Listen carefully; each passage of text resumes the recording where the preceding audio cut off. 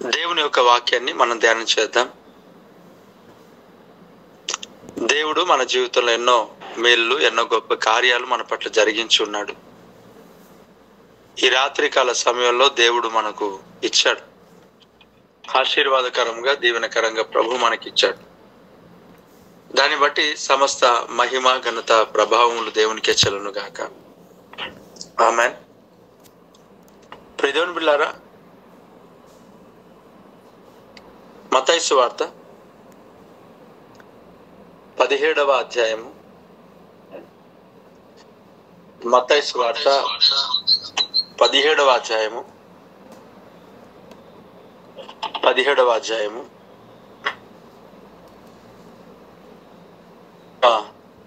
వచనాన్ని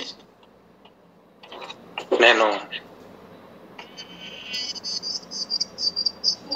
చదువుతా ఉన్నాను. 8వ వచనాన్ని నేను చదువుతా ఉన్నాను. ఇక్కడ మనం చూస్తాం 8వ వచనంలో మనకు ఒక మాట కనబడతా ఉంది. దేవునికి స్తోత్రం. మత్తయి సువార్త 17వ అధ్యాయము 8వ వచనాన్ని మనం చూస్తే దానికి పైన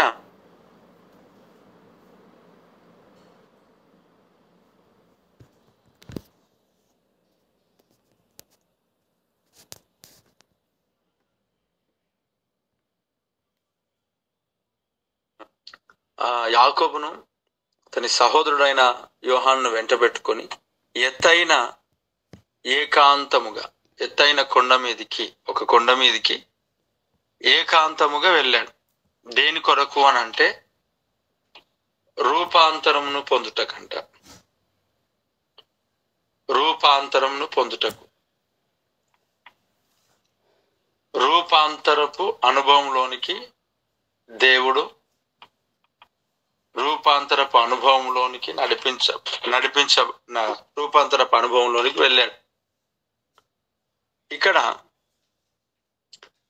ఈ రూపాంతరపు అనుభవంలోనికి వెళ్ళడానికి యేసుక్రీస్తు ప్రభు ఒక కొండ మీదకి వెళ్ళినప్పుడు పేతురు తర్వాత యాకోబును అతని సహోదరుడైన యోహానును వెంట పెట్టుకొని వెళ్ళాడంట. అయితే ఇక్కడ యేసుక్రీస్తు ప్రభు యొక్క ముఖము సూర్యుని వలె ప్రకాశించింది. సూర్యుని వలె ఆయన వస్త్రములు వెలుగు వలె తెల్లనివైనాయి. సూర్యుని వలె ప్రకాశించాయి, వెలుగు వలె తెల్లని అయినాయి. తెల్లగా వస్త్రాలు తెల్ల అయినాయి. అయితే అక్కడ పేతురును, యాకోబును, అతని సహోదరుడైన యోహానును, ఈ ముగ్గురు కూడా ఉన్నారు.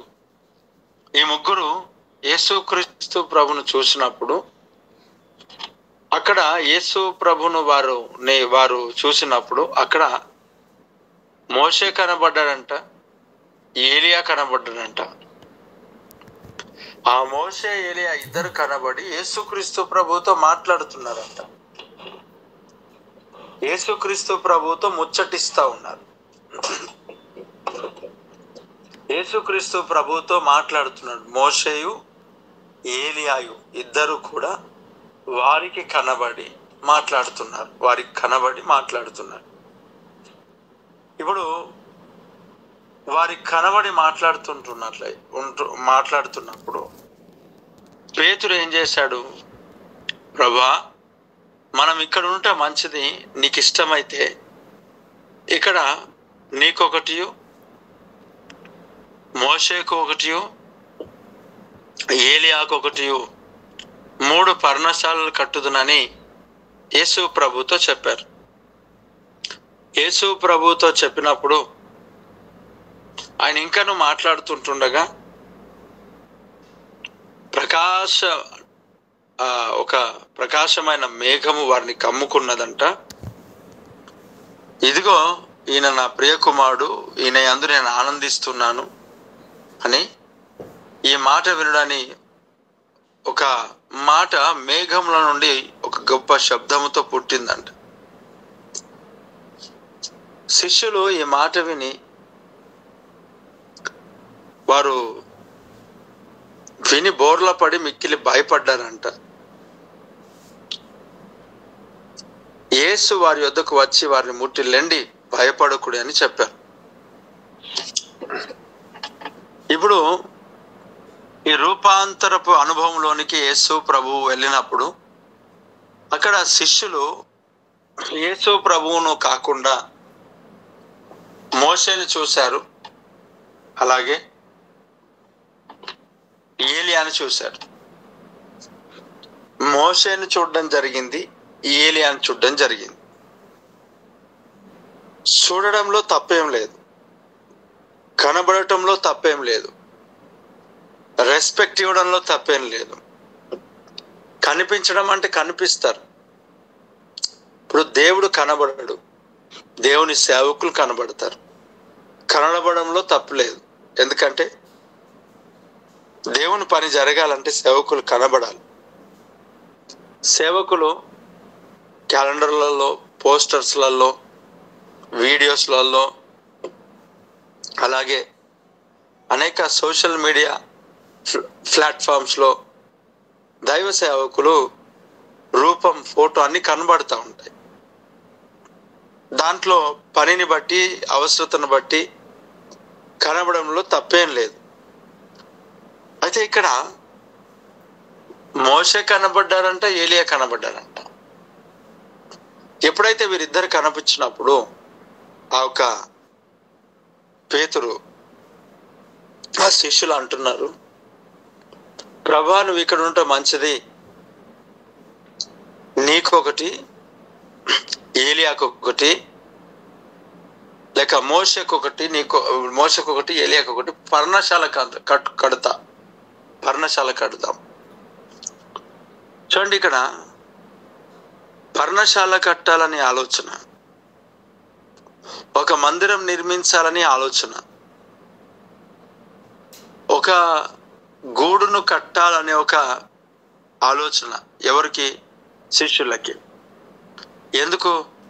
అక్కడ పాత నిబంధన భక్తులు కనిపించారు. చూడండి, కనిపించిన తర్వాత ఏం చేస్తున్నారంటే వారికి గుడి కట్టాలనుకున్నారు, వారికి మందిరం కట్టాలనుకున్నారు. ఇప్పుడు ఎప్పుడైతే మందిరం కట్టాలని ఆలోచన, గుడి కట్టాలని ఆలోచన, పర్ణశాలలు కట్టాలని ఆలోచన ఎప్పుడైతే ఈ శిష్యులకు వచ్చిందో అప్పుడే మేఘములో నుండి మాట్లాడంట దేవుడు. మేఘము పరిశుద్ధాత్మకు సాదృశ్యంగా మనకు కనబడతావు. మేఘములో నుండి మాట్లాడాడు. దేవునికి స్తోత్రం. మేఘము, ఇశ్రాయేలీలు మేఘ స్తంభముగా ఉన్న దేవుడు వారిని నడిపించాడు. అగ్ని స్తంభముగా ఉన్న దేవుడు వారిని నడిపించాడు. అలాగే మహిమా మేఘము క్రింద ఏమంట, వారు నీటి మూలముగాను, అలాగే మేఘము క్రిందట వారు ఏం చేశారు? బాప్తిస్మం పొందారు. మేఘములోను నీటి ద్వారా. ఆ మాట ఒక్కసారి హెబ్రీయులకు రాసిన పత్రిక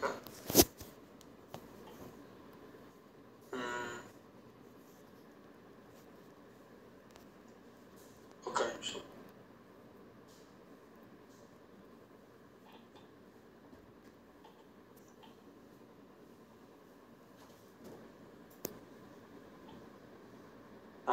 మొదటి కొరింథీయులకు రాసిన పత్రిక 10వ అధ్యాయం 2వ వచనం. మొదటి కొరింథీయులకు రాసిన పత్రిక 10వ అధ్యాయం 2వ వచనాన్ని నేను చదువుతున్నాను. అందరూ మోషేను బట్టి మేఘములోను అలాగే సముద్రములోను బాప్తిస్మం పొందిరి. దేవుడికి స్తోత్రం కలుగును గాక. ఆమేన్. అందరూ మోషేను బట్టి సముద్రములోను వారు బాప్తిస్మం పొందారు. నేను చెప్పాను, మేఘం అంటే పరిశుద్ధాత్మకు సాదృశ్యంగా కనబడతాం. సో పరిశుద్ధాత్మ దేవుని యొక్క స్వరాన్ని, పరిశుద్ధాత్మ దేవుని యొక్క నడిపింపును వారు విన్నారు. ఇదిగో ఇతడు నా ప్రియ కుమారుడు. ఈ పరిశుద్ధాత్ముని యొక్క స్వరం ఎలాగుంటుంది చూడండి. మనం చూస్తే మేఘంలో నుండి వారికి ఎలా మాట్లాడాడు దేవుడు. దేవుని బిడ్డలారా, అతడు ఇంకా మాట్లాడుచుండగా ఇదిగో ప్రకాశమైన ఒక మేఘం వారిని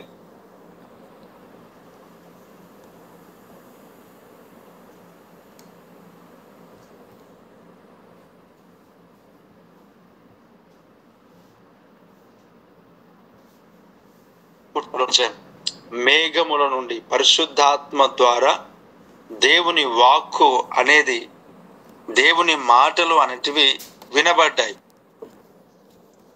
అంటే మేఘం అనే దాని కొరకు పరిశుద్ధాత్మ అని చెప్పాను. పరిశుద్ధాత్మకు సాదృశ్యం. అక్కడ మనం చూస్తాం, అందరూ మోషేను బట్టి మేఘములోను నీటి మూలముగాను వారు బాప్తిస్మము పొందారు అన్నట్టుగా మనం చూస్తున్నాం. అంటే దేవుని వాక్యం చెప్తుంది, ఏమని చెప్తా ఉందంటే, ఒకడు నీటి మూలముగాను మరొకడు ఆత్మ మూలముగాను జన్మించితే తప్ప వాడు పరలోక రాజ్యానికి అర్హుడు కాదు.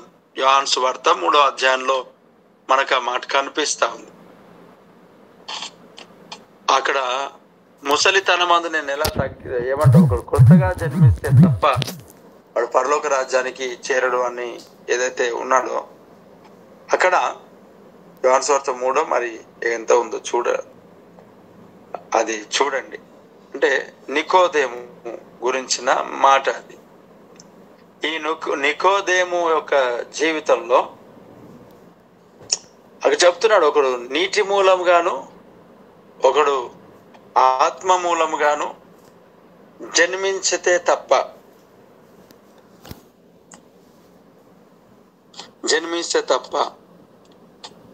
పరలోక రాజ్యానికి వెళ్ళలేడు. థ్యాంక్ యూ అమ్మా. యోహాను సువార్త 3వ అధ్యాయం 5వ వచనం. అక్కడ యేసుక్రీస్తు ప్రభు ఇట్లా అన్నాడు 3:5వ వచనంలో. యేసు ఇట్లా, నేను ఒకడు నీటి మూలముగాను మరొకడు ఆత్మ మూలముగాను జన్మిస్తే గాని దేవుని రాజ్యంలో ప్రవేశించలేడని నీతో నిశ్చయంగా చెప్పుచున్నాను. అంటే మేఘము పరిశుద్ధాత్మకు సాదృశ్యంగా చెప్పాను. అలాగే 6వ వచనంలో, శరీర మూలముగా జన్మించిన శరీరమును ఆత్మ మూలముగా జన్మించినది ఆత్మయోనై ఉన్నది. దేవుడికి స్తోత్రం. అంటే చూడండి, మీరు క్రొత్తగా ఇక్కడ ఆత్మ మూలముగా జన్మించుట, పరిశుద్ధాత్మతో మనము నింపబడుట, పరిశుద్ధాత్మ యొక్క అభిషేకముతో మనము జన్మించుట. దేవుని బిడ్డలారా చూడండి, నికోదేముకు ఆ ప్రభు చెప్తున్న ఆత్మ మూలముగా జన్మించుట. ఒకడు నీటి మూలంగాను రెండవది ఆత్మ మూలముగాను. ఇప్పుడు ఇశ్రాయేలు ఎలా బాప్తిసం తీసుకున్నారు? నీటి మూలముగాను ఆత్మ మూలముగాను, అనగా మేఘములోను. మేఘం ఆత్మ అని చెప్పాను. చూడండి పిల్లారా, ఆ మేఘము క్రిందట వారు నడిచారు, ఆ మేఘము క్రింద వారు బాప్తిసం పొందారు. అంటే మేఘము పరిశుద్ధాత్మ ద్వారా అలాగే నీటి ద్వారా వారు బాప్తిస్మం పొందిన వారై ఉన్నారు. వారు రక్షణ మార్గంలోనికి రావడం అంటే, ఈ మేఘం పరిశుద్ధాత్మని యొక్క స్వరాన్ని ఎవరు విన్నారు అంటే శిష్యులు విన్నారు. ఏమని వింటున్నారు శిష్యులు అని అంటే, ఇతడు నా ప్రియ కుమారుడు అని వింటున్నారు. దేవుడికి స్తోత్రం. పరిశుద్ధాత్మని యొక్క మాట, పరిశుద్ధాత్మ యొక్క అభిషేకముతో ఆ మాట ఏదైతే ఉందో, ఇతడు నా ప్రియ కుమారుడు. ఆత్మ మూలంగా మేఘములో దేవుడు మాట్లాడుతున్నాడు, ఆత్మ ద్వారా మాట్లాడుతున్నాడు. అందుకే ఆత్మ చెప్పుచున్న మాట సంఘములు ఏంటంటే చెవిగలవాడు వినుగాక. సంఘములతో ఆత్మ చెప్పుచున్న మాట చెవిగలవాడు వినుగాక. సంఘములతో ఆత్మ చెప్పుచున్న మాట చెవిగలవాడు వినుగాక. ఆత్మ చెబుతాడు, ఆత్మ పలుకుతాడు, ఆత్మ మాట్లాడుతాడు. పరిశుద్ధాత్మ దేవుడు మాట్లాడుతాడు. పరిశుద్ధాత్మ దేవుడు మనలో ఉంటాడు. పరిశుద్ధాత్మ దేవుడు మనలో నివసిస్తాడు. మేఘములో అంటే వారు ఆ స్వరాన్ని వారు విన్నారు. ఆ యొక్క ఏమంట, ఆ మేఘములో మాటలను వారు విన్నారు. ఒకటే మాట విన్నారు, దానికి ముందు వినలేరు. దానికి ముందు అవన్నీ వారికి అర్థం కాలేదు. దానికి ముందు ఏమేమి మాట్లాడారో వారికి తెలియదు. ఒకటే ఒక మాట, ఇతడు నా ప్రియ కుమారుడు, ఈయన యందు నేను ఆనందించుతున్నాను, ఈయన మాట వినండి, ఈయనకు లోబడి ఉండండి, ఈయన ప్రకారంగా నడుచుకోండి. నిజంగా ఇప్పుడు కదా, ఈయన నా ప్రియ కుమారుడు, ఈయన యందు నేను ఆనందించున్నాను, ఈయన మాట వినుడని ఒక శబ్దము ఆ మేఘములో నుండి పుట్టెను. పరిశుద్ధాత్మ స్వరం. దేవుడు మాట్లాడాడు. ఆ మాటను వారు విన్నారు. ఆ పరిశుద్ధాత్మ మాట విని వారు చేసిన పని ఏంటంట, శిష్యులు ఈ మాట విని బోర్ల పడి మిక్కిలి భయపడగా. చూడండి పుల్లారా, శిష్యులు ఈ మాట విని బోర్ల పడ్డారంట. దేవుని మాట విని బోర్ల పడ్డారంట. అంటే దేవుని యొక్క పరిశుద్ధాత్మ యొక్క స్వరము విన్నవాడు ఖచ్చితంగా కుప్పగూలిపోతాడు, ఖచ్చితంగా బోర్ల పడతాడు, మోకాళ్ళ పైన పడతాడు. ఖచ్చితముగా ఆత్మ దర్శించినప్పుడు పశ్చాత్తాపం కలుగుతుంది. పరిశుద్ధాత్మ దేవుడు దర్శిస్తూ ఉన్నప్పుడు మనము కన్నీళ్లతోనూ, ఆనందముతోనూ, సంతోషముతోనూ, పశ్చాత్తాపంతోనూ, ఆరాధన భావంతోనూ, కృతజ్ఞతాస్తుతులతోనూ, ఆనందముతోనూ, శాంతితో, నెమ్మదితో, ప్రశాంతతతో నింపబడి ఆయన యొక్క మంచితనం అంతయు మనలో కనపరుస్తుంటున్నప్పుడు ఖచ్చితంగా ఆ మంచితనమును తట్టుకోలేకుండా పడిపోతాం. దేవుని యొక్క పరిశుద్ధాత్మ యొక్క వాక్యం, ఆ మాటలు మనం వింటున్నప్పుడు, ఆత్మ మూలంగా మనం వింటున్నప్పుడు ఖచ్చితంగా కుప్పకూలిపోతారు. మెథడిస్ట్ సంఘ స్థాపకుడైన జాన్ వెస్లీ గారు ఒక దగ్గర ప్రసంగం చేస్తున్నాడు, వాక్యం చెప్తున్నాడు. వాక్యాన్ని చెప్తుంటున్నప్పుడు అక్కడ అనేక మంది కూర్చొని ఉన్నారు. పరిశుద్ధాత్మ యొక్క అభిషేకముతో దర్శించబడ్డారు, పరిశుద్ధాత్మ యొక్క శక్తితో దర్శించబడ్డారు, పరిశుద్ధాత్మ యొక్క అభిషేకముతో నింపబడ్డారు. నింపబడిన తర్వాత కొంతమంది దేవుని వాక్యాన్ని బట్టి పశ్చాత్తాపడుతున్నారు. ఎలాంటి పశ్చాత్తాపం, ఎలాంటి నింపబడుట, ఎలాంటి అభిషేకించబడుట అంటే, వారు నిలవబడలేనంతగా వారు దొర్లిపోయి కన్నీటితో వారు దొర్లి బోర్ల పడి ఏడుస్తూ వేదిక దగ్గరికి, స్టేజ్ దగ్గరికి, పులిపిటి దగ్గరికి వచ్చి కన్నీరు గారుస్తూ, ఏడుస్తూ, దొర్లుతూ, బోర్లా పడి రోధిస్తూ ఉంటుండగా, వారి పాపముల నిమిత్తమై పశ్చాత్తాపడుతుంటుండగా, అప్పుడు మెథడిస్ట్ సంఘ స్థాపకుడైన జాన్ వెస్లీ గారు అనుకుంటున్నారు, ప్రభా ఉపదేశం పొందని వాడు ఎవరైనా వచ్చి వెనకకు పోతాడేమో, వీరిని కంట్రోల్ చేయి అని ప్రార్థన చేస్తున్నాడు. ఆ ప్రార్థన చేస్తుంటున్నప్పుడు ఒకరు అక్కడ కూర్చొని ఉన్న ఆ వ్యక్తి లేచి వెళ్ళిపోతా ఉంటుంటే, ఈ దైవదాసుడు, దేవుని దాసుడు, మెథడిస్ట్ సంఘ స్థాపకుడైన జాన్ వెస్లీ గారు ప్రార్థన చేస్తున్నాడంట, ప్రభా వెళ్ళిపోతున్నారు నాయన, ఉపదేశం పొందని వారు నాయన దర్శించని. ఆమె తీరా మందిలో నుంచి బయటికి వెళ్దామని డోర్ దగ్గరికి వెళ్ళి కాళ్ళు బయట పెట్టే లోపు బలమైన అభిషేకంతో ఆమె తాకబడి పులిపిటి దగ్గరకు వచ్చి బోర్లా పడి కన్నీరు గార్చి ఏడుస్తూ రోధిస్తున్నదంట. దేవునికి స్తోత్రం. ఒకరోజు పంజాబ్ రాష్ట్రంలో అనుకుంటా, అప్పుడు పాకిస్తాన్ లో కలిసి ఉన్న రాష్ట్రంలో అదేదో భాగం అనుకుంటా, భక్సింగ్ గారు వాక్యాన్ని ప్రకటిస్తూ ఉంటుంటే ఆ రోడ్డు పైన వెళ్తున్న వారికి సౌండ్ వినబడి, ఆ మాటలు ఆ రోడ్డు పైన వెళ్తున్న వారి యొక్క గుండెలో రాళ్ళు, అంటే రాళ్ల వర్షము వాళ్ళే కురియబడి, ఆ మంట అభిషేకముతో వారు ఎక్కడైతే పరిశుద్ధాత్మ యొక్క అభిషేకముతో దేవుని యొక్క వాక్యాన్ని భక్సింగ్ గారు ప్రకటిస్తున్నాడో, ఆ మందిరంలో, ఆ స్థలంలో, ఆ ఏరియాలో వచ్చి కూర్చుంటే కన్నీళ్లతో దేవుని స్తుతించి పశ్చాత్తాపడుతూ, ఏడుస్తూ, దొర్లుతూ, బోర్లా పడి కన్నీరు గారుస్తున్నారు, తట్టుకోలేకపోతున్నారు, ఏడుస్తా ఉన్నారు. నిజమే, దేవుని యొక్క ఆత్మ అభిషేకం దేవుని యొక్క శక్తి, దేవుని యొక్క బలం నేను కమ్ముకుంటున్నప్పుడు నీ పైనకు ఆ ప్రభువు అయిన ఆత్మ, యేసు క్రీస్తు ప్రభు యొక్క ఆత్మ, పరిశుద్ధాత్మని యొక్క ఆత్మ నిన్ను కమ్ముకున్నప్పుడు, నీలోనికి ప్రవేశించినప్పుడు, నీలోనికి వచ్చినప్పుడు, ఆ పరిశుద్ధాత్మ దేవుని యొక్క ఆధీనంలో నువ్వు వెళ్ళినప్పుడు ఆ ఒక శక్తిని నీవు భరించలేనంత ప్రేమ, శక్తిని, ఆనందమును, సంతోషమును, పశ్చాత్తాపమును, కన్నీటి అనుభవంలోనికి నువ్వు వెళ్తావు, విశ్వాసంలోనికి వెళ్తావు, పశ్చాత్తాపడతావు, ఏడుస్తావు, దొర్లుతావు, బోర్ల పడతావు, కన్నీరు గారుస్తావు, స్తుతిస్తావు, నాట్యమాడుతావు, ఆయనను మహింపరుస్తావు. అంతటి మేఘములో నుండి నీకు స్వరము వినబడుతున్నప్పుడు ఒక్కొక్కరికి ఒక్కొక్క అనుభవంలో ఆ ప్రభు పరిశుద్ధాత్మ దేవుడు తీసుకెళ్తుంటాడు. మన దేవుడు అల్లరికి కర్తగాడు, మన దేవుడు సమాధానంకే కర్త. దేవుడికి స్తోత్రం. ఇది అల్లరి కాదు, ఇది ఆత్మలో ఆనందం, సంతోషం, నెమ్మది, శాంతి, పరలోకపు యొక్క అనుబంధం, స్పర్శ. అది స్పర్శ, దేవుని స్పర్శ. పరలోకపు ఆనందంను భూమి పైన అదిగో దర్శించబడుతున్నప్పుడు, పొందుకుంటున్నప్పుడు తట్టుకోలేనంత, చెప్పనా శక్యము కాని మహిమానందం అంట.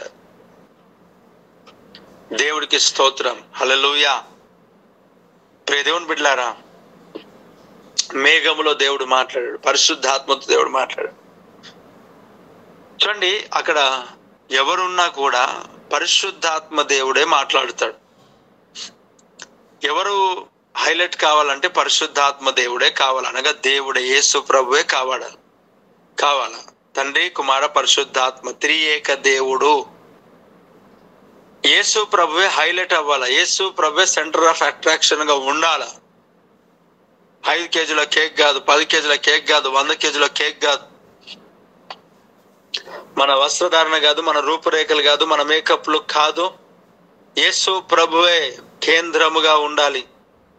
మనం ఆరాధించే స్థలంలో కావచ్చు, మనం వెళ్తున్న స్థలంలో కావచ్చు, ఎక్కడైనా సరే మనకంటే గొప్పవాడు దేవుడు యేసు ప్రభువే సెంటర్ లో ఉండాలా. అందరూ ఆయననే ఆరాధించాలా. మనల్ని కాదు పొగిడేది, దేవుణ్ణే పొగడాలి. యేసునామములో ఆమేన్. దేవునిని మహింపరచాలా, సేవకులను గౌరవించాలి. ప్రియ దేవుని బిడ్డలారా, ఇక్కడ పరిశుద్ధాత్మ దేవుడే మాట్లాడుతాడు మనుషుల ద్వారా. ఆ మాట్లాడుతున్నప్పుడు నిజంగా పశ్చాత్తాపడుతుంటారు, విడిపించబడుతుంటారు, బంధకాల నుంచి పోతుంటారు, ఊడిపోతాయి. ప్రియ దేవుని యొక్క బిడ్డలారా, దేవుని సంగమా, ఈ రాత్రి నీ జీవితంలో పరిశుద్ధాత్మని యొక్క స్వరం విని ఆనందిస్తున్నావా, సంతోషిస్తున్నావా? చూడండి, దేవుని స్వరం నువ్వు వింటున్న వారు చాలా మంది అనుకుంటారు ఆయన కేవలం ఆదరణనే ఇస్తారని అనుకుంటారు. కాదు. ఆయన వచ్చి నీతిని గురించి, పాపమును గురించి ఒప్పింప చేయును. పరిశుద్ధాత్మ దేవుడు నీ లోపలికి వచ్చినప్పుడు దోష ఆరోపణ ఏదైతే చేయబడతా ఉందో దాని పట్ల నువ్వు ఒప్పించుకుంటావు, తప్పైన దానికి క్షమాపణ కోరుతావు దేవుని సన్నిధిలో. నిజంగా ఈ పరిశుద్ధాత్మ యొక్క అనుభవంలోనికి మనం రావాలి. మేఘములో కూడా మనం బాప్తిస్మం పొందాలి. ఆ మేఘములో బాప్తిస్మం ఇవ్వడం అనేది మనుషులు ఇవ్వరు, కానీ దేవుడే ఇస్తాడు. పరిశుద్ధాత్మలో బాప్తిస్మం. ఈ రాత్రికాల సమయంలో ఈ మాటలు వింటున్నప్పుడు ఇలారా, ఇక్కడ ఏ సేవకుడు నిలబడిన స్టేజ్ పైన పరిశుద్ధాత్ముడే మాట్లాడతాడు.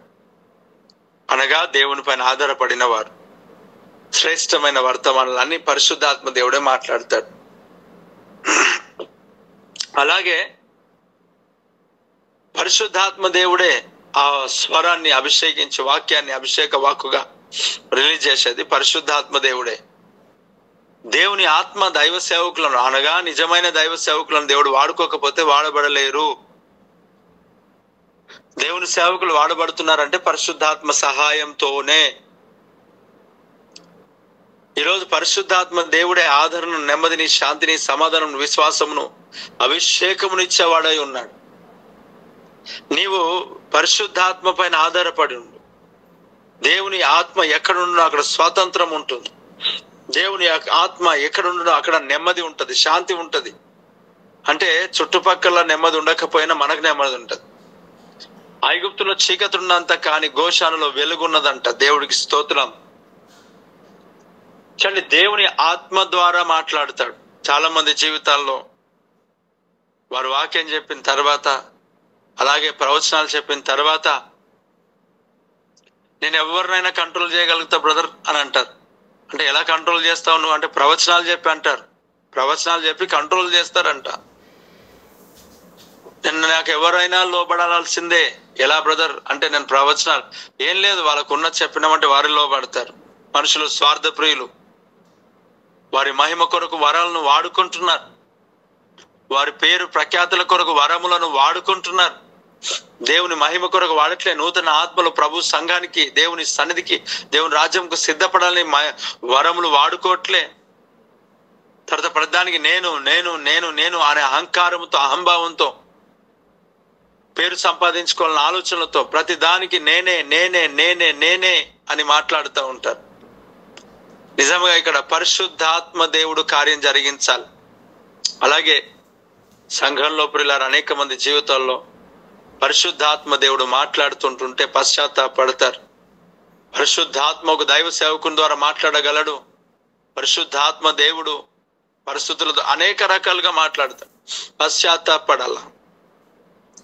దేవుని యొక్క సన్నిధానంలో నువ్వు పశ్చాత్తాపడాల.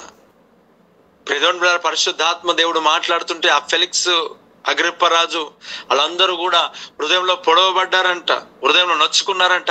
పరిశుద్ధాత్మ దేవుడు స్టెఫెన్ ద్వారా మాట్లాడుతుంటుంటే వారు హృదయంలో నొచ్చుకున్నారంట. రాళ్ళు తీసుకొని కొట్టారంట. నీ నోటి నుండి దేవుని వాక్యం బయలు వెళ్తున్నప్పుడు అందరినీ వాక్యానికి మార్కులు వేయకూడదు. యేసు నామములో ఖచ్చితముగా అందరు మార్కులు వేయకూడదు. వేసే వాళ్ళు ఉండాలి, తిట్టే వాళ్ళు ఉండాలి. ఈరోజు నేను తెలియజేస్తున్న వర్తమానంను అనేక మంది జీవితాలను కడతా ఉంటుంటే కొంతమంది జీవితాలను కలవరం కూడా రేపుతున్నాయి. అలా ఎందుకు చెప్పాడు, ఇలా ఎందుకు చెప్పాడు, దాని కొరకు ఎందుకు చెప్పాడు, దీని కొరకు ఎందుకు చెప్పాడు, ఈ సమస్య ఎందుకు, ఇదెందుకు, అదెందుకు, ఇదెందుకు, అదెందుకు అలా మాట్లాడతారు. ఆయన చూసుకున్నాడా, దాని గురించి, ఆయన గురించి తెలుసా, ఆయన సమస్య తెలుసా, ఎన్నో రకాలుగా. పరిశుద్ధాత్మ దేవుడు మాట్లాడుతూ ఉన్నప్పుడు మన జీవితాలు కూడా సరిచేయబడతాయి, ఆదరించబడతాయి, ఓదార్చబడతాయి, నెమ్మది పొందుకుంటాం, అభిషేకించబడతాం. అన్ని రకాలుగా అన్ని జరుగుతాయి. బైబిల్లో ఉన్నాయన్నీ జరుగుతాయి. ఎందుకంటే ఆయన ఎప్పుడు ఏది అవసరం ఆయనకు తెలుసు. అనేక సందర్భాల్లో దైవ సేవకులు అనేక రకాలుగా పేరు పెట్టుకోమన్నారు. ప్రవక్త అని, ప్రాఫిట్ కాదు, ప్రాఫిట్ అనమాట. చాలా మంది ప్రాఫిట్ కాదు, ప్రాఫిట్లు అయిపోయినారు. వారికి ప్రాఫిట్ వస్తే తప్ప వాళ్ళు పని చేయలేరు. మొన్న ఒక గ్రామానికి ప్రార్థనకు వెళ్తే ఒక సహోదరుడు వచ్చి మాట్లాడుతున్నాడు. ఇక్కడ ఆ సహోదరు అంటున్నాడు, ఇక్కడ జైరాబాద్లోంచి 8,000 ఇస్తే ఒక ప్రార్థన చేస్తాడంట. 8,000 అంటే వారికి బాగాలేదంట. వాళ్ళ ఇంట్లో ఏమున్నాయంట, నిమ్మకాయలు ఏంటియో, ఆ నిమ్మకాయలు అవన్నీ తీయాలని అంటే దైవ సేవకుడు 8,000 రూపీస్ ఛార్జ్ చేస్తున్నాడు. నిమ్మకాయలు తీయాలంటే 8,000 ఎందుకు? ప్రతిరోజు నువ్వు పులిహోర రైస్ చేసుకోవట్లేదని నాకు అర్థం కాదు. దేవుడికి స్తోత్రం. ఆ నిమ్మకాయలు ఎవడు పెట్టాడో వానికి నాశనం అయిపోతుంది. ఎందుకు టెన్షన్ మనకి? మనం తినొద్దు, అవసరం లేదు. విగ్రహార్పితమేమో అవి మనకు తెలియదు. కానీ 8,000 కావాలంట. చెప్పింది ఎవరు? చెప్పమన్నది ఎవరు? 8,000 అడుగుమన్నది ఎవరు? మనం దేవుని సేవకులమా? హైదరాబాద్ నుంచి కొంతమంది పాపం వాక్యం వినడానికి దేవుని సంధికి వస్తారు. వారికి 15,000 రూపాయలు ప్రార్థన చేయడానికి ఛార్జ్ చేశారంట. 15,000. పరిశుద్ధాత్మ దేవుడు ఎప్పుడు ఛార్జ్ పెట్టాడు. ఉచితంగా పొందారు, ఉచితంగా అయ్యింది అంటాడు. మన ఫ్రీ విల్. దేవుడు కొన్ని నిబంధనలు పెట్టాడు. దశంభాగం కానుక ఆశీర్వదింపబడిన కొలది పెట్టాడు. పెళ్లికి ఉచితంగానే పొందాము, ఉచితంగా ఇస్తాం బ్రదర్, కానీ సర్టిఫికేట్ ఉచితం కాదు కదా అంటారు. ఇంకా ఏమో వాటి గురించి నాకు తెలియదు ఇంకా ఫుల్గా. కాబట్టి మనం ప్రార్థన చేద్దాం. ప్రియ దేవుని బిడ్డలారా, చూడండి, దేవుని యొక్క సన్నిధానంలో ఇక్కడ పరిశుద్ధాత్మ దేవుడు మాట్లాడితే ఉదయం అందు పొడవబడ్డారంట. అంటున్నారు, మేమేం చేయాలి? హృదయం అందు పొడవ. అపోస్తలుడైన పేతురు వాక్యం చెప్తుంటుంటే వారు హృదయం అందు పొడవబడ్డారంట. మేమేమి చేయవాలని అడిగినప్పుడు మారు మనసు పొంది పాప క్షమాపణ నిమిత్తమై యేసు క్రీస్తు నామములో బాప్తిసం పొందాలన్నాడంట. దేవుడికి స్తోత్రం. ఉచితంగా వచ్చింది ఉచితంగా చేయాలి. మనం క్యాలెండర్ ఏమమ్ము. ఇప్పుడు క్యాలెండర్ ఉచితంగా రాలేదు కదా, మరి ఎందుకు అమ్మకూడదు? అమ్మాలి కదా. దేవుడు అమ్మొద్దని చెప్పాడు అంతే.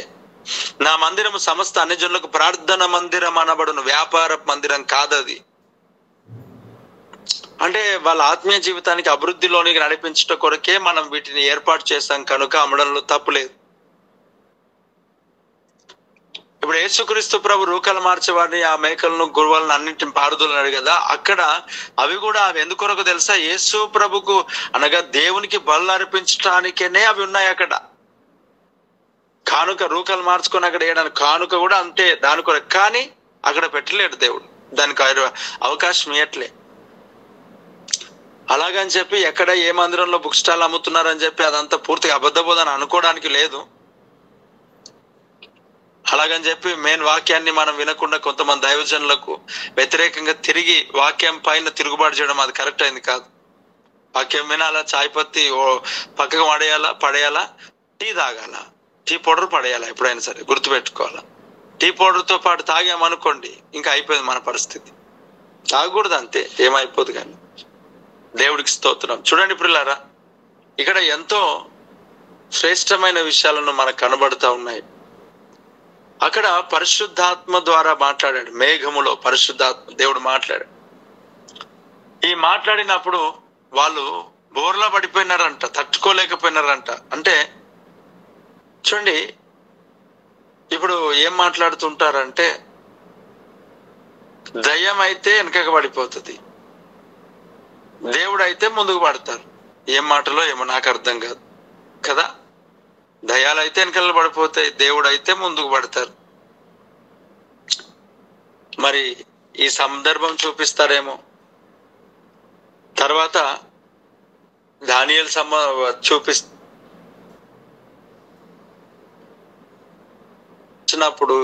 నేనే అని వెళ్తే వాళ్ళు ఎలా పడిపోయినారు? నేనే అని పరిశుద్ధ దేవుడే అన్నాడు కదా. కొన్ని సందర్భాలలో దేవుని యొక్క శక్తి కలిగిన ఆ మాటలను బట్టి కొంతమంది తట్టుకోలేని యొక్క శరీర పరిస్థితిలోనికి వెళ్ళిపోతారు. అంటే బ్రదర్, మళ్ళీ మీరు మాట్లాడుతున్నారు కదా, పక్క వాళ్ళు పడిపోయారు, మీరెందుకు పడిపోవట్లేరు? రక్తస్రావం కలిగిన రోగి, అక్కడ అనేక ప్రజలు యేసు ప్రభు పైన పడుతూ ఉంటుంటే అక్కడ ఆగి యేసు ప్రభు అంటున్నాడు, నన్ను ఎవరో ముట్టారు అని అంటున్నాడు. ఎవరో ముట్టాడు అని అంటే అక్కడ పేతురు అంటాడు, ఏంటి ప్రభు ఏంది ఇది అంతా, ఈ పబ్లిక్ లో ఇదంతా ఎవరు ముట్టారు అంటే ఈ టైప్ గా మాట్లాడతాడు అనమాట. అక్కడ ఇది పబ్లిక్ లో ఇంతమంది ఉన్నారు కదా, ఎవరు ముట్టారంటే ఎక్కడి నుంచి తేవాలి, నేనే ముట్టాను, నేనే పడుంటా. అప్పుడు ప్రభు అన్నాడు, అయ్యా అందరు ముట్టడం వేరు, అందరు ముట్టడం వేరు. అయితే ప్రభావము నాలో నుండి వెళ్ళింది, ప్రభావం నాలో నుండి వెళ్ళింది. దేవుడికి స్తోత్రం, దేవుడికి స్తోత్రం. ప్రభావము నాలో నుండి వెళ్ళింది అంటాడు. 38 సంవత్సరాల నుండి బెతెస్దా కోనేరు దగ్గర ఒక ఆయన పడి ఉంటే, అక్కడ అనేక మంటపాలు ఉంటే యేసుక్రీస్తు ప్రభు అందరి దగ్గరికి వెళ్ళలేడు. 38 సంవత్సరాలుగా పడి ఉన్న ఆ వ్యక్తి దగ్గరికి వెళ్ళి స్వస్థపడగోరుచున్నావు అని అడిగి మరి స్వస్థపరిచాడు. దేవుని చిత్తం, దేవుని యొక్క ఉద్దేశం. మరి నువ్వెందుకు పడలేవని అంటే, మరి అక్కడ ఉన్న వాళ్ళు ఎవరు స్వస్థ పొందుకోలేనట్టుగా మనకు కనబడతా ఉంది. అనేక మంది పడుతున్నారంట, ముట్టిన వాళ్ళందరూ స్వస్థం పొందుకోలేరేమో నాకు తెలియదు. పోనీ వాళ్ళు ముట్టినరా ముట్టలేరు తర్వాత సంగతి. మరి బెతెస్దా కోనేరు దగ్గర యేసు ప్రభు ఎవరి దగ్గరికి వెళ్ళాడు? ఆయన దగ్గరికి వచ్చాడు. మరి వీరి యొక్క వితర్కములు ఏంటివి, అనవసరమైన ఏంటి, ఏం మాట్లాడుతూ ఉంటారు అనేకులు అని అంటే, ఒకటే, యేసుక్రీస్తు ప్రభు అందరినీ స్వస్థపరుస్తాడు కదా, అంటే అందరినీ స్వస్థపరుస్తాడు. ఆయన యొద్దకు వచ్చి వారు నన్ను ఎంత మాత్రమును త్రోసివేయడు. మళ్ళీ ముళ్ళును బట్టి వచ్చింది ఉంది, పరీక్షను బట్టి వచ్చింది ఉంది, దేవుని మహిమ కొరకు వచ్చేటివి ఉన్నాయి, మరి పాపమును బట్టి వచ్చేటివి ఉన్నాయి. వీటన్నిటికీ మరి పరిష్కారం కావాలి కదా. ఒకటే సభలో స్వస్థత దొరికితే రక్షణ లేకుండా వెళ్ళిపోయేవారు చాలా మంది ఉన్నారు. అందుని బట్టి దేవుని ప్రణాళిక, దేవుని చిత్తం, దేవుని యొక్క ఉద్దేశం వేరువేరుగా ఉంటాయి. అవన్నీ గుర్తెరక అనవసరంగా మాట్లాడి దేవుని పనులను పాడు చేసేవా సందర్భాలను మనం ఫిల్టర్ చేసి తీసుకోవాలి. ప్రతి మాట కూడా చూడండి పిల్లారా, పడిపోయినారు. మరి వాక్యం చెప్తున్నవాడు పడిపోలేనంటే పేతురు ఎక్కడ వాక్యం చెప్తూ ఇప్పుడు వాక్యం చెప్తూ పేతురు ఏమంటారు, ఇక్కడ పేతురు పడిపోలేడు. యేసుప్రభు నేనే అన్నాడు కదా. యేసుప్రభు ఏమైనా పడిపోయి ఆయన యేసయ్యా నువ్వు మనిషివి కదా. యేసుప్రభు అంటాడు నాకంటే గొప్ప కార్యాలు చేస్తావు. మరి గొప్ప కార్యం అంటే పడుడేనా? చచ్చిన వాళ్ళు బ్రతకడం అది లేపడం నీకు చేత కదా? చేత కాదు. ఆ దేవుడు ఇచ్చినప్పుడు చేస్తారు. అయినా ఇంకోటి గుర్తుపెట్టుకోవాల్సింది ఏంటనంటే, ఏలియా అగ్నిని దించాడు కదా. మనం అంటాం ఏలియా అగ్నిని దించాడు, మనం కూడా దించుతాం. యేసు ప్రభు చనిపోయిన వారు లేపాడు. ఇవన్నిటినీ ఒక మాట చెప్తా. ఏలియా అగ్నిని దించకన్నా మునుపు ఏం జరిగింది? ఏలియా అగ్నిని దించేట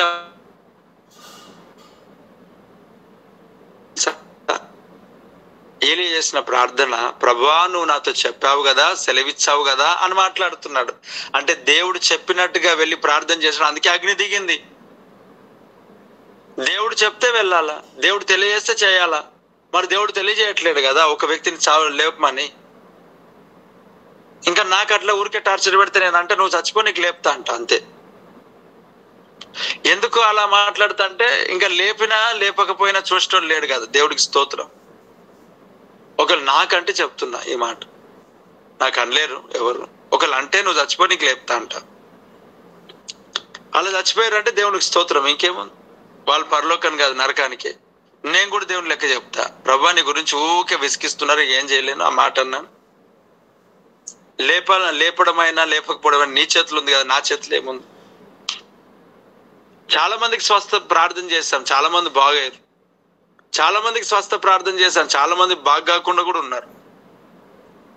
ఇప్పుడు స్వస్థ అయింది కాబట్టి నేను ప్రార్థన చేస్తాయని చెప్పుకున్నాను. మళ్ళీ స్వస్థత కాని వాళ్ళు చాలా మంది ఉన్నారు, వాళ్ళకేమని చెప్పుకోవాలి. దేవుడికి స్తోత్రం. ఒక గ్రామం నుంచి బాగా ప్రార్థనకు వస్తున్నారు పాపం. గుర్జువాడ అనే గ్రామం నుంచి దూరం నుంచి వస్తున్నారు. ఆ గ్రామం నుంచి పాపం ఇక్కడ ఉపవాస ప్రార్థన అటెండ్ అయ్యి వెళ్ళిపోయిన తర్వాత తెల్లారు నెక్స్ట్ డేను వాళ్ళ భర్త బైక్ మీద నుంచి పడిపోయిండు. ఆయన కాలు ఇరిగిపోయింది. ఇప్పుడు అందరు అనాలా, ఆ చర్చికి ఏం పోతావు, కాలు ఇరిగిపోయింది, మీ భర్తను అక్కడ పోయిన పెళ్లి నుంచి ఏమైనా మంచిదైందా అని అన్నారు. ఆయన కూడా వాళ్ళు ఆగలేదు, సంఘానికి వచ్చారు. కాలు ఇరిగిపోయింది, 3 months బెడ్ రెస్ట్ తీసుకొని మరలా వచ్చారు. నేను వాళ్ళ విశ్వాసాన్ని బట్టి దేవుని స్తుతించా, కన్నీరు గార్చి దేవుని మహింపరిచా. ఎందుకనంటే కాలు ఇరిగిపోయిన వీళ్ళు రావడం అంటే మామూలు విషయం కాదు కదా. సంఘానికి వచ్చిన తర్వాత ఇలా జరిగితే ఇదేదో శాపకరమైన సంఘం అనుకొని ఆగిపోవాలి కదా. వారు ఆగిపోలేదు, మళ్ళీ ఆగిపోకుండా వచ్చిండ్రు. జరిగిన కార్యం ఏంటంటే, ఈ సంఘానికి రాకముందు ఆ వ్యక్తి తాగుబోతుగా, తిరుగుబోతుగా, లోకానుసారిగా ఉన్నాడు. ఎప్పుడైతే ఈ సంఘానికి రావడం స్టార్ట్ చేశాడో ఆగకుండా దేవుడు గొప్ప అద్భుతమైన కార్యం చేశాడు. అదే మొట్టమొదట రక్షణ కార్యం. బాప్తిసంలో తీసుకున్న రక్షణలోనికి వచ్చాడు. దేవుడు దేవుడు గొప్ప కార్యం చేశాడు. తర్వాత ఆ దినాలు గడుస్తున్న కొలది, ప్రార్థనకు వస్తున్న కొలది 8 లక్షల అప్పుతో సంఘానికి వచ్చారు. ఒక 2 years వ్యవధిలో, 2 years అంతే, ఒక 2 సంవత్సరముల వ్యవధిలో దేవుడు 8 లక్షల అప్పును దేవుడు తొలగించాడు. నేను ప్రార్థన చేశాను, బ్రదర్ దేవుడు గొప్ప కార్యం మీ పట్ల జరిగిస్తున్నాడు. 8 లక్షల అప్పు పోయిందన్న మాకు అని అంటే దేవుని స్తుతించాను, దేవుని మహింపరిచాను, దేవుడు గణపరిచాను. ప్రార్థన చేస్తుంటే దేవుడు అంటాడు, ఆ 8 లక్షల కంటే గొప్ప కార్యం రక్షణ కార్యం అన్నాడు. ఆమేన్. అప్పుడు నేను ప్రార్థన ఆపి, 8 లక్షలు చిన్న విషయమే కానీ ఇది ఎప్పటికైనా పోతే 8 లక్షలు కాదు 30 లక్షలు కూడా అప్పు తీర్పడుతుంది. కానీ ఈ రక్షణ అనేది కోట్లు ఖర్చు పెట్టినా కూడా దొరకదు. అది దేవుడు నీకు ఇచ్చాడు. ఇది గొప్ప ప్రణాళిక. దేవుడికి స్తోత్రం. ఇది నీ జీవితంలో గొప్ప కార్యం. 8 లక్షలు పక్కన పెట్టేసాయి, దేవుడికి మహిమ కలుగును గాక. చూడండి ప్రియులారా, దేవుడు ఎందుకొరకు ఏంటి అనేది ఆయనకు తెలుసు కదా. పడతారు దేవుని స్వరాన్ని విన్నప్పుడు, దేవుని వాక్యాన్ని విన్నప్పుడు, దేవుని శక్తిని తాకినప్పుడు, దేవుని అభిషేకంతో దర్శించబడినప్పుడు పడతాడు, దొర్లుతాడు. సౌలు పిచ్చివాడిగా అయిపోయినట్లుగా మాట్లాడుతున్నాడు, ప్రవచిస్తానే ఉన్నాడు.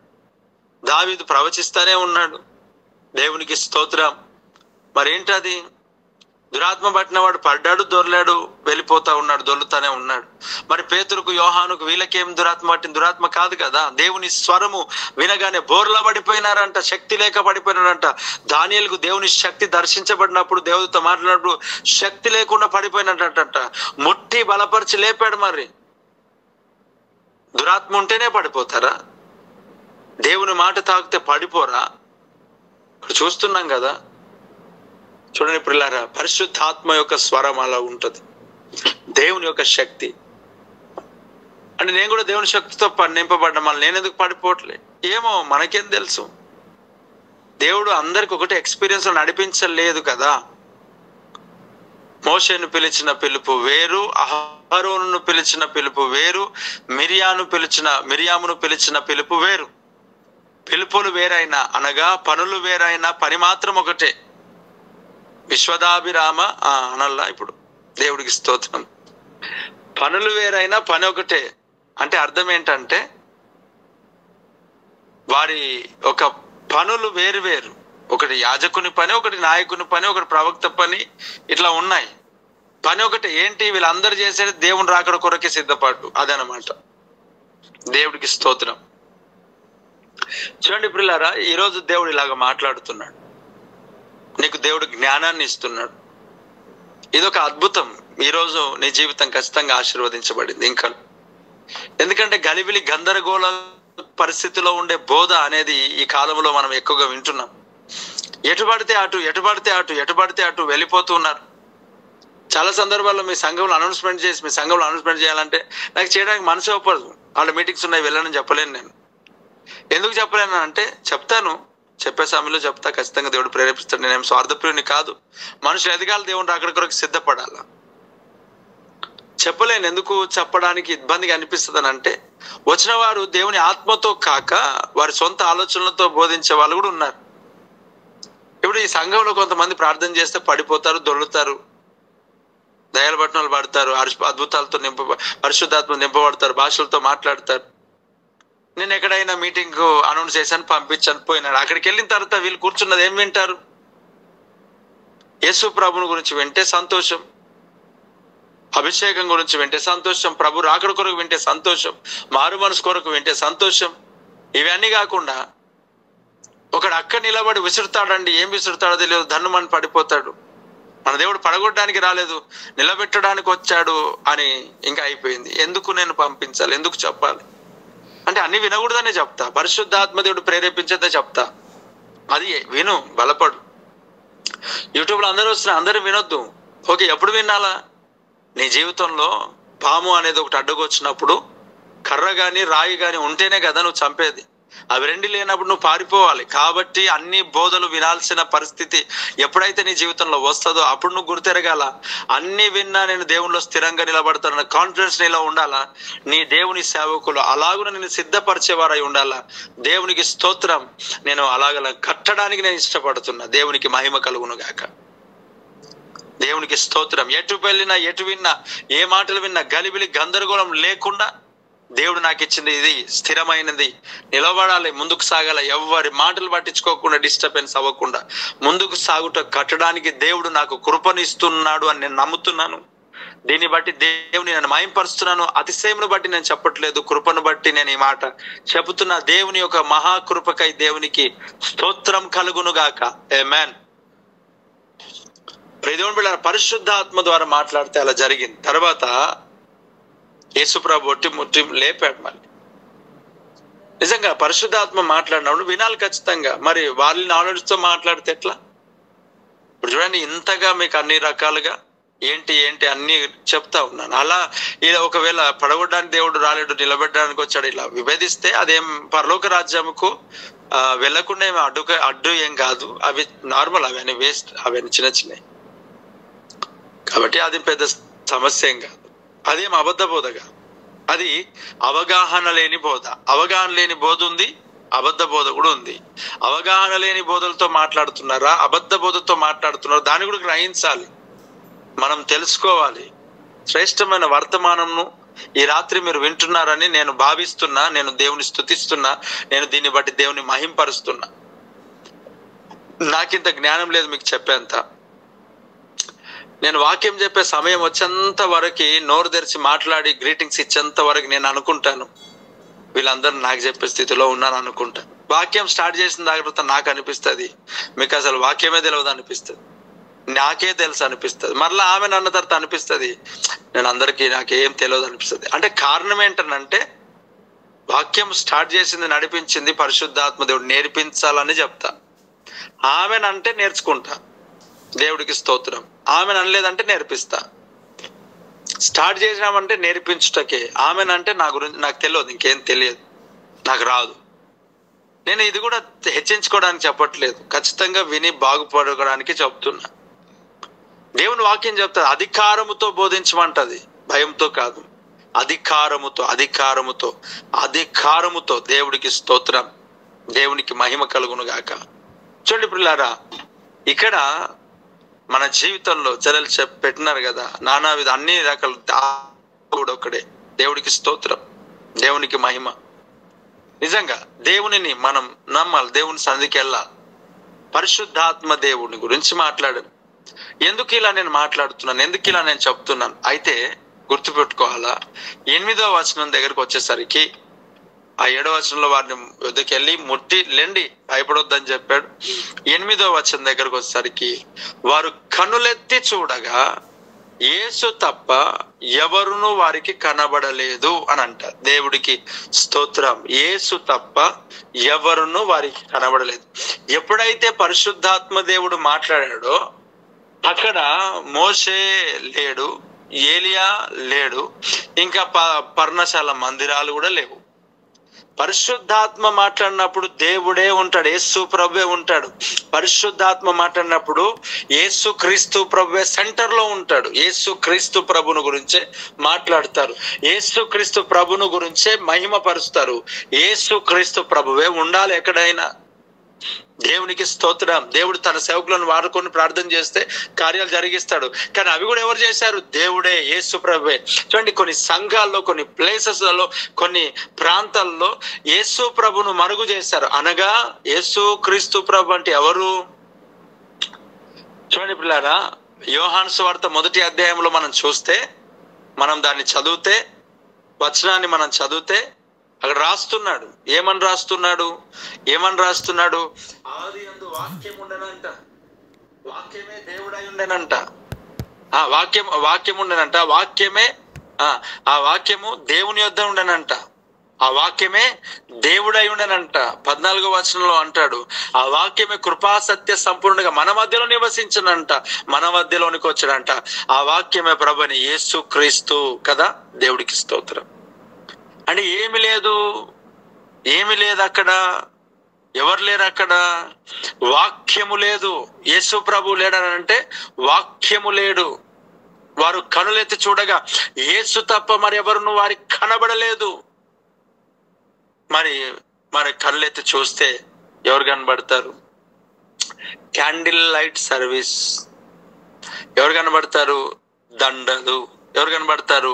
శాల్వలు. సన్మానించాలి బ్రదర్ సేవకులను, మన కొరకు కన్నీరు గార్చిన వారు.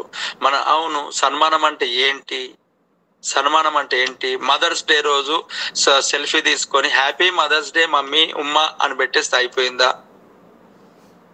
చెప్పండి, ఒకసారి ఆలోచన చేయండి. హ్యాపీ ఫాదర్స్ డే అని పెట్టేస్తే సరిపోయిందా? హ్యాపీ పాస్టర్స్ డే అంటే అయిపోయిందా? అంటే ఎలా మనం సన్మానించడం, వారిని గౌరవించడం ఎలాగా? మనం చూస్తాం వాక్యాలలో, మీ పైనున్న వారి యొక్క బోధను అనగా వారి మాటలను అనగా వారి విశ్వాసమును అనుసరించుడి అనంట. అది గౌరవించడం, అది ఏమంట? సన్మానించడం. విశ్వాసమును అనుసరించుట. దేవునికి స్తోత్రం. విశ్వాసాన్ని అనుసరించాలంట. విశ్వాసాన్ని అంటే వారు ఏ మార్గంలో వెళ్ళారో ఆ మార్గంలో నడవాలి. మరి మన దగ్గర పేరు చెప్పకపోతే సమస్య. ఖచ్చితంగా పేరు చెప్పాలా. మన రాత్రి కాల సమయంలో బ్రదర్ లేకపోతే అసలు మనకి ఇక్కడ ఉండేవాడే కాదు. ఈ రోజు మనం ఇక్కడ ప్రార్థన చేసేవారమే కాదు. ఎంతో కష్టపడ్డారు, ఎంతో ప్రయాసపడ్డారు, ఎంతో బాధపడ్డారు, ఎంతో కన్నీరు గార్చాడు, వర్షంలో తడిచాడు, నీళ్ళలో ఎండాడు, ఎండిన చేపలాగా ఎట్లా కొట్టుమిట్టలాడాడు. ఈ రోజు మనం ఈ లైట్ల కింద కూర్చున్నా అంటే ఆగుతుగా ఆ బ్రదరే. ఒకసారి గట్టిగా చప్పట్లు కొడుతూ దేవుని స్తుతించండి, ఆ బ్రదర్ ను ఎంకరేజ్ చేయండి. దేవునికి స్తోత్రం. ఈ మాటలు చెప్పడంలో తప్పేమైనా ఉందా అంటే ఏమీ లేదు, ఏమీ లేదు. అంటే సమయం సందర్భం కూడా అవసరమేమో కదా ఇవన్నీ చెప్పాలంటే. అనవసరంగా ఒకవేళ ఇవన్నీ చెప్పాలంటే రాత్రంతా కష్టపడ్డాను, రాత్రంతా అబ్బో నిద్ర లేదు, అది లేదు, నా ఫ్యామిలీని వదిలేసిపోయినా, మేము కష్టపడి ఇది చేస్తే పేరు మాత్రం వానికా. ఛీ, పాస్టర్లు అంతా దొంగలు, దేవుని సేవ అంటేనే దొంగ, పరిచర్య అంటేనే దొంగలు కదా. కానుక కావాలా, అలాగే పేరేమో వారికి. చూడు, నేను ఇక్కడ తడిచి కన్నీళ్ళు నీళ్ళు వచ్చి ఎర్రగా అయిపోయినాయి. మా కూతురుకి ఎప్పుడైనా పాట ఇచ్చాడా? స్టేజ్ ఎక్కితే తిట్టి మరి కిందికి తీసేశాడు. అలా కూతురు చూసావా, పాట పాడుతుంది, కొంగు కూడా వేసుకోలేదు. ఆమెం బాగా పాడుతుంది, ఆయన మా పాప పాడేంత, మా కొడుకు పాడినట్లుగా, మా వాళ్ళు పాడినట్లుగా. అసలు నేను ఎలా పాడతా, ఆయన ఎలా పాడతాడు? నేను ఇంత కష్టపడితే నాకు ఇవ్వలేదు, నన్ను పట్టించుకున్నాడు. మా పాస్టర్ బయట నుంచి వచ్చాడు, పట్టించుకున్నాడు. ఎన్ని రకాలుగా మాట్లాడుతుంటారు చూడండి పిల్లారా. అనేక రకాలుగా సంఘాలలో సమస్యలు. ఎందుకు ఇవన్నీ?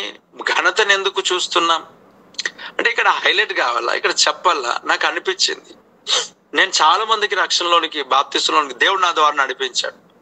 బాప్తిస్మాలు చాలా ఇచ్చాను. ఎందుకు ఇచ్చాను బాప్టిజమ్స్ అంటే, నాకు దేవుడు రక్షణలో నడిపించడం తెలుసు. ఫస్ట్ దేవుడు రక్షణలో నడిపిస్తే ఎక్కడైనా ఎదుగుతారు, ఖచ్చితంగా ఎదుగుతారు. ప్రార్థన చేస్తే వారి కొరకు. కానీ రోడ్డు మీద పడేస్తావు, అస్సలు పడేయ. ప్రార్థన చేస్తే వారి కొరకు. బాప్టిజం తీసుకున్న వాళ్ళందరూ ఎక్కడో ఒక సంఘంలో ఖచ్చితంగా నిలవబడి ఉన్నారు. అన్ని సంఘాలు ప్రభువే, అదంతా సార్వత్రిక సంఘం. అవగాహన లేని బోధ ఉండొచ్చు. దేవుడు నాకు ఇచ్చిన బోధ ఖచ్చితంగా చెప్తాను. దాంట్లో నిలబడ్డ వారు వస్తారు, నిలబడతారు, నిలబడలేని వారు వెళ్తారు. వాటన్నిటికీ తీర్పు దేవుడు తీసుకుంటాడు. ఇంకా నాకు సంబంధం లేదు. దేవుడికి స్తోత్రం. చాలా మందికి బాప్టిజమ్స్ ఇచ్చారు. నిన్న ఆలోచన వచ్చింది, నిన్న కూడా 2 బాప్టిజమ్స్ జరిగినాయి. నిన్న ఆలోచన వచ్చింది, చాలా ప్లేసెస్ లలో మీటింగ్స్ ఏర్పాటు చేస్తున్నారు, దైవజనులు పిలుస్తున్నారు. ప్రభా, అందరు పిలుస్తున్నారు, అందరూ ఒకటి దైవ సేవకులను పిలిపించైనా మీటింగ్స్ పెడుతున్నారు, లేక వీళ్ళైనా వేరే ప్లేసెస్ లో మీటింగ్స్ పెడుతున్నారు. నేను 2 చేయట్లేదు ఏంటి ప్రభా అని అన్నాడు. అప్పుడు దేవుడు అన్నాడు, ఎవరు ఎన్ని మీటింగ్స్ పెట్టినా, ఎక్కడ ఏమి చేసినా, అక్కడ మీటింగ్స్ కంటిన్యూస్ గా జరుగుతున్నా, ఎంత అయితే జరుగుతున్నాయో అన్ని బ్యాప్టిజం జరుగుతున్నాయా అని అన్నాడు. లేదు, జరగట్లే. మళ్ళీ నేను మీటింగ్స్ పెట్టట్లే, కానీ బాప్తిస్మాలు మాత్రం జరుగుతున్నాయి.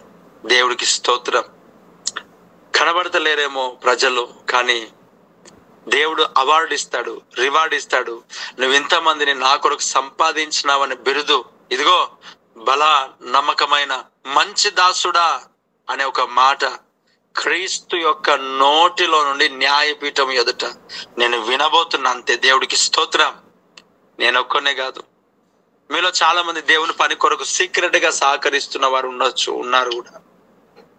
వారందరినీ దేవుడు దృష్టి ఉంచాడు. దేవుని యొక్క ఆయన దృష్టిలో నువ్వు ఉన్నావు. భయపడాల్సిన, బాధపడాల్సిన అవసరం లేదు. పాస్టర్ నీకు, సేవకుడు నీకు, మనుషులు నీకు గుర్తించాల్సిన పని లేదు. దేవుడు నేను గుర్తించాడు. ఆల్రెడీ గుర్తించాడు కాబట్టి పని ఇచ్చాడు. అది గుర్తుపెట్టుకో. నేను గుర్తించాడు కాబట్టే టాలెంట్ ఇచ్చాడు. నేను ప్రభు దృష్టించాడు కాబట్టి టాలెంట్ ఇచ్చాడు. అది మరి మాట, అది అద్భుతం. దేవుడు నేను గుర్తుపట్టాడు, అంతే. గుర్తించేదానికంటే ఎక్కువగా ఇంకో మాట చెప్తాను, అది వాడడానికంటే అసలు దేవుడు నిన్ను ప్రేమిస్తున్నాడని చెప్పవచ్చు. నిన్ను ప్రేమిస్తున్నాడు కాబట్టే ఏమి తెలియని నీకు, నీకు రాని నిన్ను దేవుడు ఆయన టాలెంట్స్ కదా ఇస్తున్నాడు, నడిపిస్తున్నాడు. అంతే. ఆమేన్. ఎంత గొప్ప కార్యం ఒకసారి ఆలోచించి. ఈరోజు మాటలు వింటున్న పిల్లారా, వారు కనులెత్తి చూడగా యేసు తప్ప మరి ఎవరును వారికి కనబడలేదంట. యేసు తప్ప ఎవరు కనబడలే అంటే సంఘంలో యేసు ప్రభు కనబడలే. యేసు తప్ప ఎవరు కనబడలేదు. మరి ఎవరు కనబడుతున్నారు? యేసు ప్రభు అంటే వాక్యం కదా, యేసయ్య కనబడాలి కదా. మరి వాక్యం కనిపిస్తలేదు కదా. ఎవరు కనబడుతున్నారు? డాన్సులు కనబడుతున్నాయి. ఎవరు కనబడుతున్నారు? ఏం కనబడుతా ఉన్నాయి చెప్పండి? వస్త్రాలు కనబడుతూ ఉన్నాయి, పేరు ప్రఖ్యాతలు కనబడుతున్నాయి, గొడవలు కనబడుతున్నాయి, చిట్టీలు కనబడుతున్నాయి, చీట్లు కనబడుతున్నాయి, డబ్బులు కనబడుతున్నాయి కదా, ఆడంబరాలు కనబడుతున్నాయి, మేకప్లే కనబడుతున్నాయి. 1/2 ఇంచ్ 1 mm, దేవుడికి స్తోత్రం. మేకప్స్ కనబడతా ఉన్నాయి కదా, రంగులు కనబడుతున్నాయి, తెల్లంటికలు నల్లగా, నల్లంటికలు తెల్లగా, దేవుడికి స్తోత్రం. అరేండు కాకుండా ఎర్రగా, ఎర్ర కాకుండా ఇంకొక ఎన్నో కలర్లు మారుతూనే ఉంటాయి. అసలు నువ్వు ఊసరి వెళ్ళివా మనిషివా? దేవుడికి స్తోత్రం. సంఘంలో ఎన్నో కనబడుతుంటాయి, బూతులు కనబడుతూ ఉన్నాయి, పేరు ప్రఖ్యాతలు కనబడుతున్నాయి కదా. ఆ వరముల ద్వారా పేరు ప్రఖ్యాతలు సంపాదించుకొని కనబడుతున్నాయి.